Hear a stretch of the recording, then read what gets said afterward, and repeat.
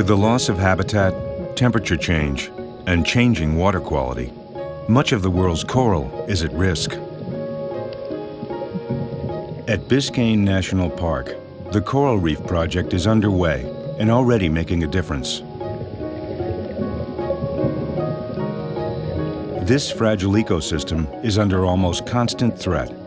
Small boats, larger ships, and everything in between sometimes run aground. This project helps recover corals both salvaged from marine debris or damaged by these vessels.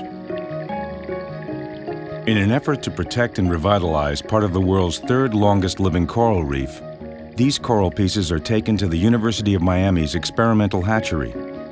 They are fragmented into small discs and then attached to tiles to encourage regeneration.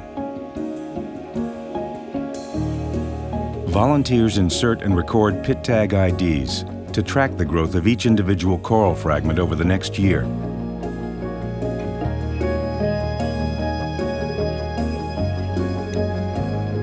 Funding from Nature Valley has provided the resources to both collect and fragment the corals and supports the Coral Club, a group of over 50 volunteers from surrounding communities that have helped in every stage of the project.